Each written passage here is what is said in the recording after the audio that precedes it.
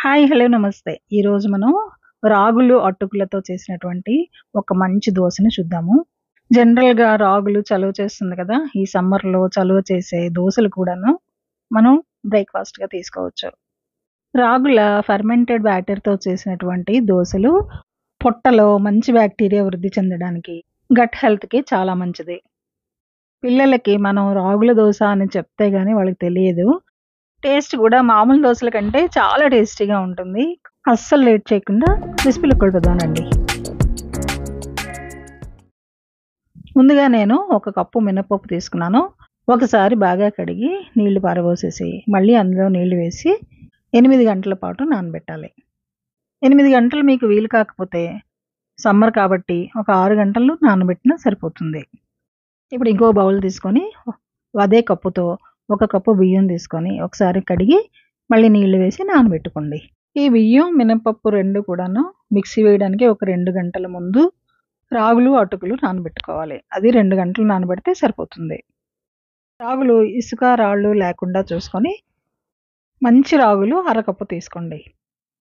ఈ రాగులు ఈ బౌల్‌లో వేసుకొని మళ్ళీ అదే కప్పుతో అటుకులు తీసుకోవాలి. నేనిక్కడ బ్రౌన్ కలర్ అటుకులు తీసుకుంటున్నాను. మీరు నార్మల్ అటుకులైనా సరే తీసుకోవచ్చు.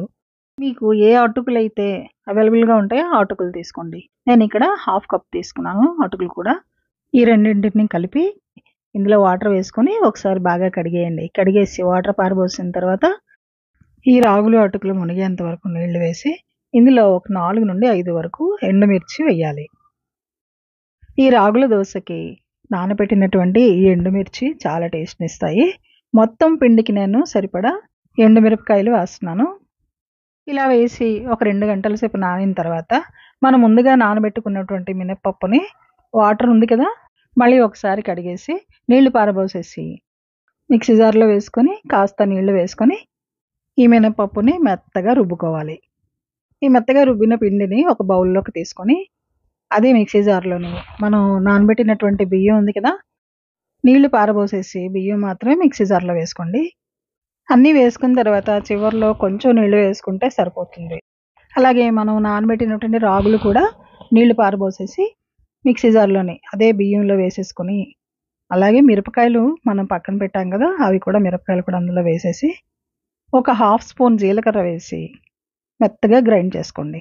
ఎండుమిర్చి మీరు తినే కారాన్ని బట్టి వేసుకోండి. ఇలా మెత్తగా గ్రైండ్ చేసినటువంటి ఈ పిండిని ఇంతకుముందు మనం గ్రైండ్ చేసిన మినపపిండి ఉంది కదా! ఆ పిండిలో కలుపుకోండి. ఈ పిండి ఇలా మెత్తగా ఉండాలి. చూడండి నేను గరిటెతోని కలిపి చూపిస్తాను. ఇంత చిక్కగా, ఇంత మెత్తగా ఉండాలి. ఈ 2 పిండిలు కలిపేసి కన్సిస్టెన్సీని చెక్ చేసుకోండి. ఒకసారి ఈ పిండి బాగా కలిపేసిన తర్వాత చిక్కదనం చూసుకొని వాటర్ అడ్జస్ట్ చేసుకోండి. గరిటె జారుగా ఉండాలి. 8 గంటల పాటు పులవనివ్వాలి. ఇక్కడ మీరు ఒక విషయం అబ్జర్వ్ చేయాలి. 1 కప్పు మినపప్పుకి 1 కప్పు బియ్యం, ఇంకొక కప్పు రాగులు, అటుకులు కలిపి వేసాం. బియ్యం ఎక్కువ వాడకుండా హెల్తీ వేలో దోసలు వేసుకున్నట్టుగా మనం భావించాలి. 8 గంటల పాటు పిండి పులియనిస్తే చూసారా ఇలాగ పొంగుతుందనమాట. ఇంత పొంగొచ్చిందంటే ఫెర్మెంటేషన్ అయిందని అర్థం. ఇలా పిండి పులవడాన్నే మనం ఫెర్మెంటేషన్ అంటాం కదా! ఇలా పులిసిన పిండిని మనకు కావాల్సినంత పిండి తీసుకొని దాంట్లో సాల్ట్ వేసుకోవాలి. మిగిలిన పిండి ఫ్రిడ్జ్‌లో పెట్టి 3-4 రోజులు వాడుకోవచ్చు. ఈ పులిసిన పిండి మనం టిఫిన్స్ చేసుకుంటే గట్ హెల్త్‌కి చాలా మంచిది. పొట్టలో మంచి బాక్టీరియా ఫార్మ్ అవ్వడానికి దోహదపడుతుంది.